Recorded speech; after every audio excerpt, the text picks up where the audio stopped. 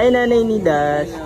Kamusta naman po yung leche flan po ninyo dito? Parang mas malakas po this year. Simple nga ngayon eh, kaysa nakaraan. Oh, yung presyo po hindi naman po nagtaas. Hindi naman nagbabago. Oh, yun yung solid na eh. Ano po yung mga pinagmamalaki nyo po dito? Chiplan, alaya, ube alaya, ube flan, cheesecake, biscuit, strawberry cheesecake, Oh, rehab de leche, mango flan. Ito po yung ube flan. wow. Magkano po yung ganito nyo na? 75 pesos. Oh, Ito naman po yung ube alaya namin. Wow. For 60 pesos lang. 60 pesos po. Pag yung leche flan lang po, Leche flan 60. 60 pesos din. Ano oras po kayo nagbubukas dito, Nay? 24 hours na. 24 hours na po kayo ngayong December. Sana pumunta kayo rito sa amin para masubukan yung mga ano namin, paninda namin.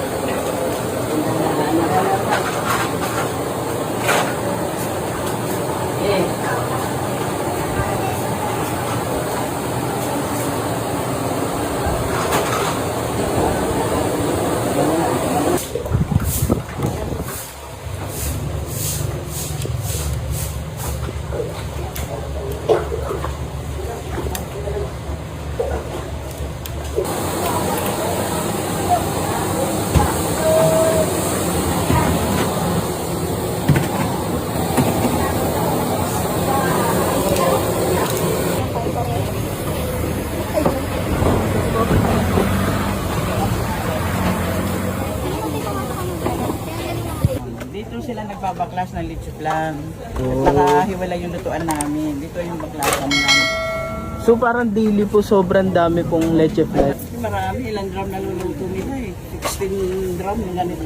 Maski po ano, no? Maski po yung sa ube po ninyo. Ganun din po, nakakailang salang po sila maghapon.